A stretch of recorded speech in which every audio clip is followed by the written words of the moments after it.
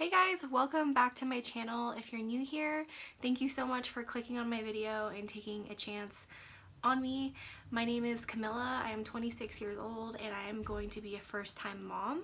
I am currently 35 weeks pregnant and I have 5 weeks until my due date, but really the baby can come at any time he wants at this point.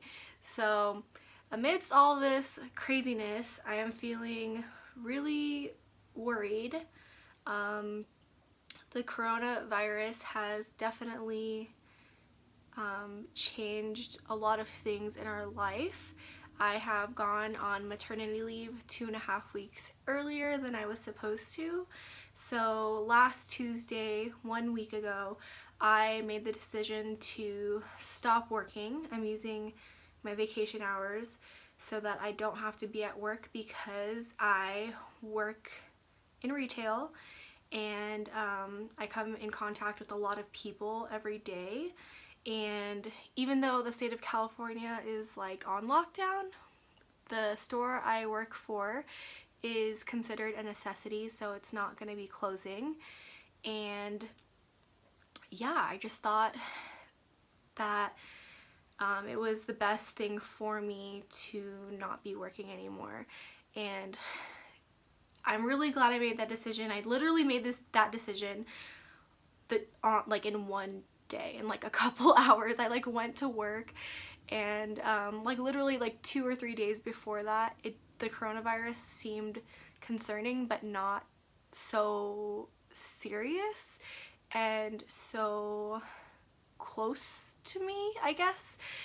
So I went to work that day and I was like, I just started to feel like I shouldn't be there. So I, like within a couple hours of being clocked in, I asked HR if I could not work anymore and use my vacation hours instead, and they agreed. So thankfully my company allowed this to happen, or else I don't know, I'd be working until next week still, and that's a lot of people to come in contact with. Along with going on maternity leave early, there are other things that could be changing in the future, like that we don't know will change or not, but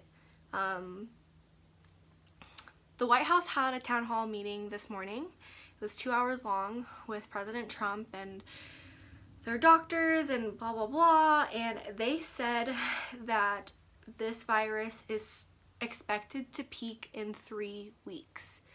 That will put me at 38 weeks pregnant. So they expect the most amount of people to be infected in 3 weeks. And I don't know what that means for hospitals. I am delivering in a hospital. I don't have like a midwife where I'm going to be doing a home birth or anything like that. That's not in our budget. So we are delivering in a hospital, and I don't know how that's going to affect our delivery. There are already like huge changes happening in other parts of the country.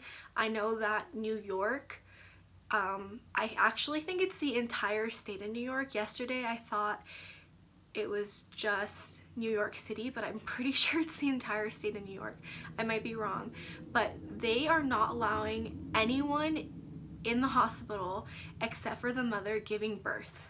So to put that into perspective for you guys, if you don't understand, that means the mom is going into the hospital alone, going through labor and delivery alone, I mean aside from the medical staff, and the dad does not get to meet the baby until the mom and the baby are released from the hospital. Like, there's no visitors. That sucks. I don't want that to be my reality. That is like really... So there's like a bunch of moms that are putting a petition together to send to the governor of New York so that they can change these policies but like who knows if that will happen. Also, like all the moms that have been giving birth in the last 2 days, that's been their reality in New York. So that really is not cool, and I don't want to be alone. I've also read another story which is even more terrifying. This woman, one of her family members tested positive for the coronavirus, and she had came in contact with that family member before she knew that they were positive for the coronavirus. And because of that, the hospital staff had decided, you know, they need to take every precaution in the situation. So she had to, you know, go and give birth alone without her spouse, and she had to wear a mask the entire time she was giving birth. And then once the baby came out, they immediately removed the baby, and the baby was put into like quarantine, and the mom is also put into quarantine, and she can't see her baby until her coronavirus test comes back negative. Like, that is so scary. So yeah, this is my worries right now. Like I said, this is a different kind of video than I normally make. I just wanted to sit here and vent. I mean, like, this is also not how I pictured my maternity leave to go. I can't even go to the grocery store because I don't want to come in contact with this virus. I am terrified of my husband going to the grocery store because if he comes in contact with the virus, he could pass it on to me. Also, aside from that, even if he didn't pass it on to me, he could possibly not be around for the birth of our baby if he had it, and just not be around me and the baby once the baby comes if he has it. Like, that's like worst case scenario, obviously, but it is something that could happen, and it's freaky. I don't like it.